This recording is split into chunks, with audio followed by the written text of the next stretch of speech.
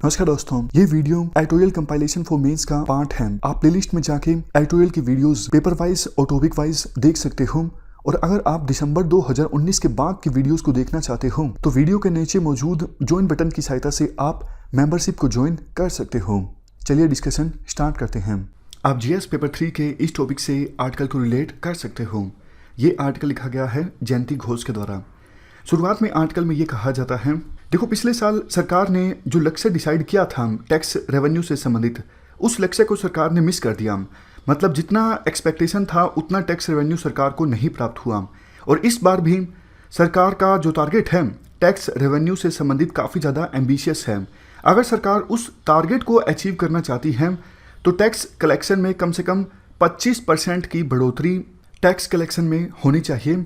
तभी सरकार इस साल के टैक्स रेवेन्यू वाले टारगेट को अचीव कर सकती है। अदरवाइज पिछले साल की तरह इस बार भी सरकार टारगेट को मिस कर जाएगी। और जबकि देखो फर्स्ट क्वार्टर का रिजल्ट अभी आ चुका है। फर्स्ट क्वार्टर में टैक्स कलेक्शन में बढ़ोतरी देखने को मिली सिर्फ 6%, जबकि होनी कितनी चाहिए 25%। इसके अलावा अभी हमारी इकोनॉमी में स्लो डाउन चल रहा है और इकोनॉमी को फिर से पटरी पर लाने के लिए सरकार ने कॉर्पोरेट टैक्स रेट को कम कर दिया है। और सरकार विचार कर रही है इंडिविजुअल्स के लिए भी जो इनकम टैक्स रेट है उसे कम कर दिया जाए। क्वेश्चन ये उठता है, एक तो पहले से ही सरकार को कम टैक्स रेवेन्यू हासिल हो रहा था, ऊपर से अब कॉर्पोरेट टैक्स रेट को भी कम कर दिया गया है, तो इससे तो टैक्स रेवेन्यू और भी ज़्यादा कम हो जाएगा। अगर सरकार ने कुछ प्रोएक्टिव स्टेप्स या फिर अर्जेंट स्टेप्स नहीं उठाए टैक्स रेवेन्यू को इंक्रीज करने के लिए, तो सरकार क्या कर सकती है जिससे कि जो टारगेट रखा गया है टैक्स रेवेन्यू से संबंधित वो टारगेट अचीव हो जाए। देखो सरकार जीएसटी रेट को नहीं इंक्रीज कर सकती क्योंकि ये रिग्रेसिव होगा। जीएसटी आपको पता है एक इनडायरेक्ट टैक्स है। इनडायरेक्ट टैक्स दोनों पर सेम लगता है, गरीब पर भी सेम होता है, अमीर पर भी सेम होता है। तो अगर एक लेवल से ज़्यादा इनडायरेक्ट टैक्स को इंक्रीज किया जाता है तो ये उस देश की इकोनॉमी के लिए अच्छा नहीं होता, इससे इनइक्वालिटी ज़्यादा आती है। जबकि जो डायरेक्ट टैक्स है फॉर एग्जांपल इनकम टैक्स, ये भी एक लेवल से ज़्यादा नहीं इंक्रीज किया जा सकता क्योंकि ऑलरेडी मिडिल क्लास के लोगों का ये कहना है हमें बहुत ज़्यादा टैक्स देना पड़ता है और काफ़ी कम लोग हमारे देश में इनकम टैक्स पे करते हैं, आपको पता है। तो क्या करना चाहिए सरकार को? सरकार देखो ये कोशिश कर सकती है multinational companies for example Google, Amazon, ये डिजिटल कंपनीज हमारे देश में ऑपरेट करती हैं, ये अपना फेयर शेयर ऑफ टैक्स पे कर दें। मतलब जितना टैक्स बनता है कम से कम वो पे कर दें। एक्चुअल में ये जो एमएनसीज है ना, मल्टीनेशनल कंपनीज, ये काफ़ी सारे लूप होल्स का फ़ायदा उठाती हैं और बहुत कम टैक्स पे करती हैं। बात सिर्फ इंडिया की नहीं है, इवन दूसरे देशों में भी ये कंपनीज ऐसा ही करती हैं, लूप होल्स का फ़ायदा उठाती हैं और उन देशों की गवर्नमेंट्स को बहुत कम टैक्स पे करती हैं। जैसे एक एग्जाम्पल मैं आपको देता हूँ, आपने ट्रांसफर प्राइसिंग का नाम सुना होगा, नहीं सुना तो अभी हम डिस्कस कर लेते हैं। एग्जाम्पल देखिए आप, एक गूगल एक मल्टीनेशनल कंपनी है और गूगल की पेरेंट कंपनी का नाम है अल्फ़ाबेट। गूगल के देखो काफ़ी सारे प्रोडक्ट्स हैं, for example YouTube, Gmail, play store और भी बहुत सारे प्रोडक्ट्स हैं गूगल के। और ये प्रोडक्ट्स विभिन्न देशों में ऑपरेट होते हैं, इनसे गूगल को काफ़ी ज़्यादा रेवेन्यू प्राप्त होता है। लेकिन हमारा फोकस फिलहाल इंडिया पे है। हम मान लेते हैं पिछले फाइनेंशियल ईयर में गूगल को यूट्यूब से इंडिया में टोटल रेवेन्यू प्राप्त हुआ $50 मिलियन। अब कायदे से देखो जो भी कॉर्पोरेट टैक्स बनता है वो देना चाहिए गूगल को, लेकिन गूगल ऐसा नहीं करता, चालाकी करता है। क्या चालाकी करता है? गूगल को एक चीज़ ये पता है, मॉरिशस जो एक देश है वहाँ पर कॉर्पोरेट टैक्स रेट बहुत ज़्यादा कम है, ऑलमोस्ट ना के बराबर है। तो गूगल एक सब्सिडरी कंपनी इस्टेब्लिश करता है एबीसी मॉरिशस में। ये जो मॉरिशस में रजिस्टर्ड एबीसी कंपनी है ना, इसके द्वारा मदद किया जाता है गूगल को ही इंडिया में यूट्यूब ऑपरेशंस चलाने के लिए, फॉर एग्जांपल डेटा को मैनेज करना। अब बेशक देखो ये एबीसी जो कंपनी है वह गूगल की ही सब्सिडरी कंपनी है, लेकिन चूंकि इस कंपनी के द्वारा सर्विसेज प्रोवाइड की जा रही है इंडिया में यूट्यूब के ऑपरेशंस चलाने के लिए, तो गूगल अपनी इस सब्सिडरी कंपनी को कुछ रेवेन्यू देगा सर्विसेज प्रोवाइड करने के लिए, डेटा को मैनेज करने के लिए। तो देखो होता क्या है, गूगल को यूट्यूब ऑपरेशन से $50 मिलियन का फायदा हुआ इंडिया से पिछले फाइनेंशियल ईयर में, लेकिन गूगल दिखाता ये है हमको सिर्फ $1 मिलियन का फायदा हुआ। और कैसे दिखाता है? बढ़ा चढ़ा के दिखाता है अपने एक्सपेंडिचर को। गूगल बोलता है हमने ABC कंपनी की सर्विसेज ली हैं, जो गूगल की ही एक सब्सिडरी कंपनी है, और इससे हमको बहुत ज़्यादा खर्च आया है। ABC कंपनी ने हमको $30 मिलियन पर ये सर्विस प्रोवाइड की है। बहुत ज़्यादा बढ़ा चढ़ा के गूगल ने बता दिया इस रकम को। आसान शब्दों में बात करें तो प्रॉफिट शिफ्ट हो गया है। ABC कंपनी ने जो सर्विस प्रोवाइड की गूगल को इंडिया में यूट्यूब ऑपरेशंस चलाने के लिए, मार्केट रेट के हिसाब से उस सर्विस का चार्ज होना चाहिए था सिर्फ $1 मिलियन। लेकिन इंडिया में जब रिटर्न्स फाइल किए गए गूगल के द्वारा तो उस सर्विस का रेट दिखाया गया बढ़ा चढ़ा के $30 मिलियन। आपके दिमाग में आया होगा ऐसा क्यों? ऐसा देखो, इसलिए इंडिया में ज़्यादा प्रॉफिट अगर गूगल दिखाता तो ज़्यादा टैक्स देना पड़ता, क्योंकि इंडिया में कॉर्पोरेट टैक्स रेट ज़्यादा है। लेकिन गूगल ने अपने प्रॉफिट को शिफ्ट कर दिया, ABC कंपनी का प्रॉफिट ज़्यादा दिखाया। अब देखो ABC कंपनी कहाँ पे रजिस्टर्ड है? मॉरिशस में। और मॉरिशस में तो टैक्स रेट जैसा हमने डिस्कस किया बहुत ही कम है या फिर ना के बराबर है।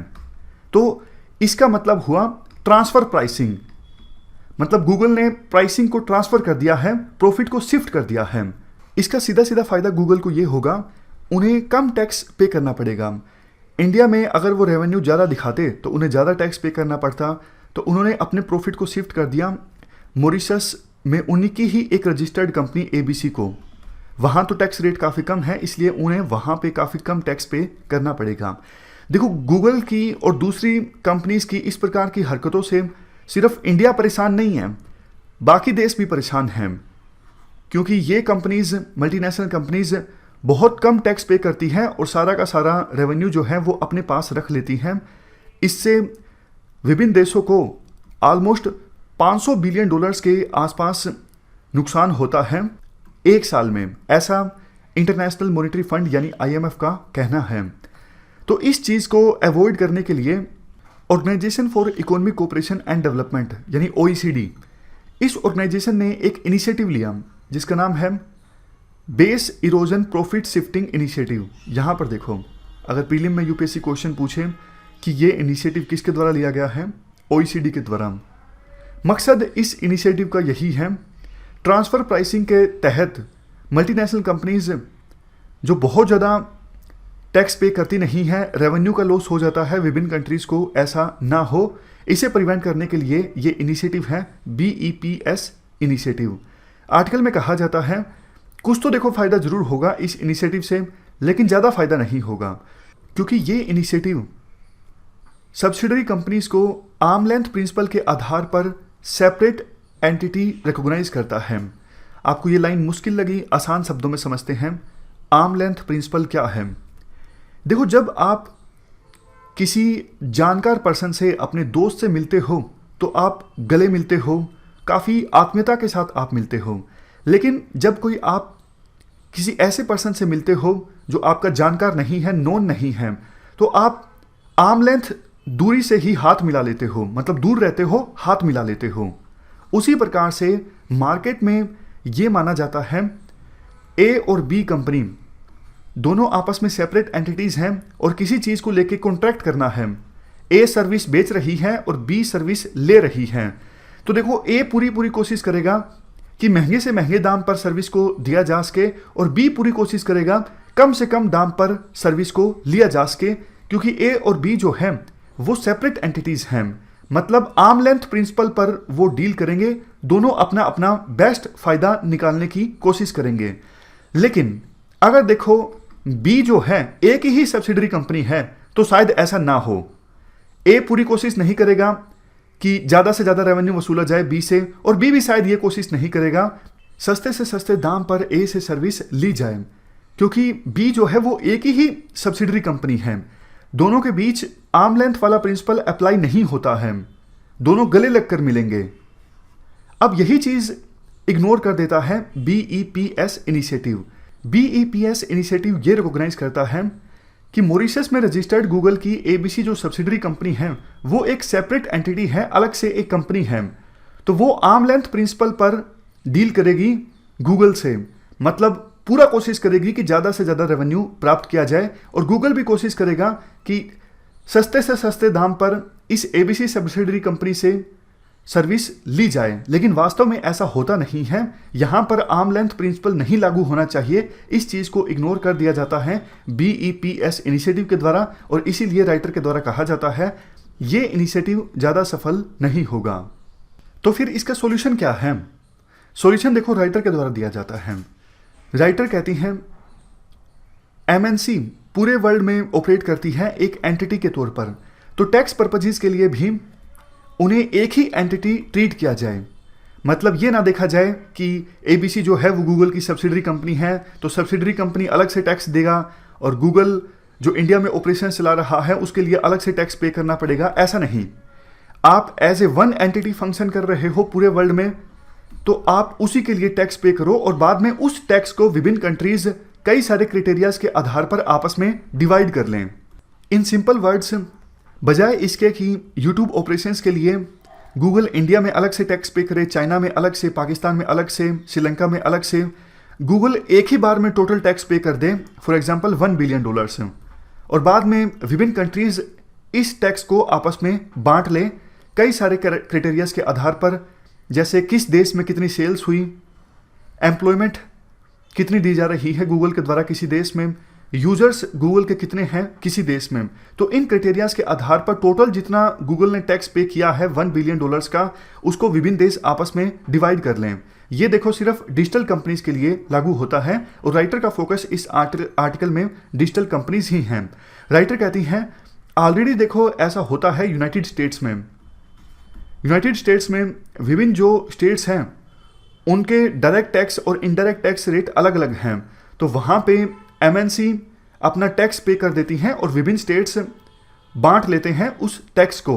इसके बाद आर्टिकल में ये कहा जाता है देखो इस चीज़ को इम्प्लीमेंट करने के लिए 2 कंडीशंस का फुलफिल होना जरूरी है। एक तो विभिन्न देश तैयार हो जाएं कि हम मिनिमम कुछ कॉर्पोरेट टैक्स रेट रखेंगे, फॉर एग्जांपल 25%।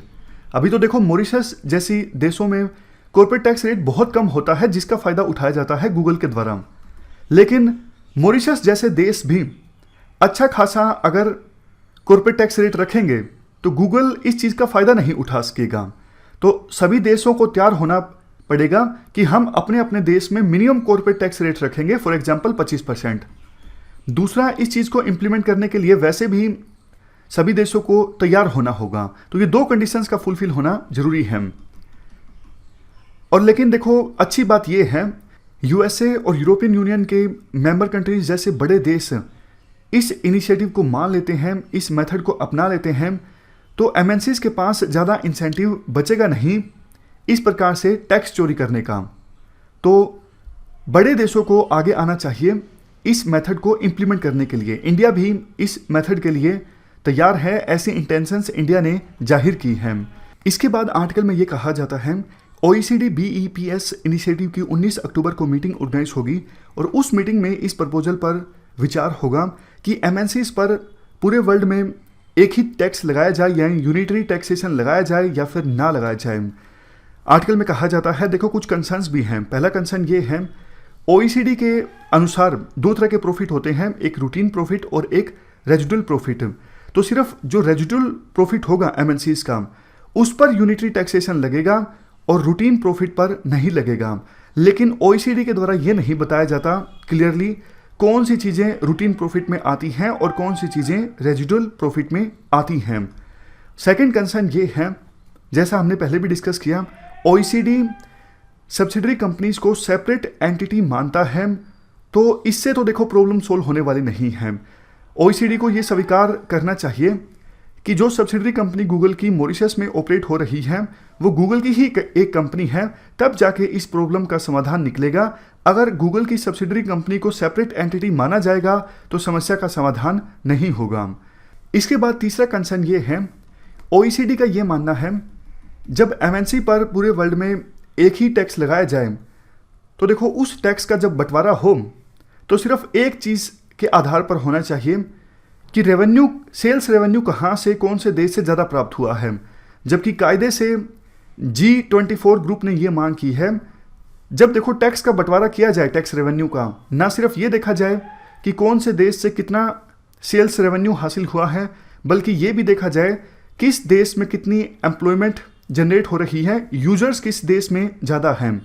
अगर देखो पहले प्रिंसिपल को माना जाता है कि सिर्फ सेल्स रेवेन्यू देखा जाए तो इससे डेवलप कंट्रीज को, यूएसए जैसी कंट्रीज को ज़्यादा फायदा होता है। अगर दूसरे प्रिंसिपल को माना जाए इससे डेवलपिंग कंट्रीज को ज़्यादा फायदा होगा। सीधा सीधा रीज़न ये है, काफ़ी बार आपने देखा होगा डेवलपिंग कंट्रीज का सर्विस सेक्टर काफ़ी ज़्यादा स्ट्रॉन्ग होता है और उनके द्वारा डेवलप कंट्रीज में सर्विसेज प्रोवाइड की जाती हैं और वहाँ से रेवेन्यू हासिल होता है। समझ गए? तो ये मेन कंसर्न्स राइटर के द्वारा बताए जाते हैं। ओईसीडी मीटिंग में इन कंसर्न्स पर सीरियसली विचार होना चाहिए और ऐसा कुछ मैकेनिज्म जरूर निकलना चाहिए। एमएनसीज जो बहुत ज़्यादा पैसा कमाती हैं लेकिन टैक्स नहीं पे करती हैं विभिन्न कंट्रीज़ को, वो अपना फेयर शेयर ऑफ टैक्स जो है पे करें। विभिन्न कंट्रीज़ को इससे नुकसान ना हो, इंडिया को भी इससे फ़ायदा होगा क्योंकि इंडिया को कम टैक्स रेवेन्यू हासिल हो रहा है। और अगर ये चीज़ इंप्लीमेंट हो जाती है तो इंडिया अपने टैक्स रेवेन्यू वाले टारगेट को अचीव कर सकेगा। इस डिस्कशन में फिलहाल इतना ही है। Thank you very much for discussion.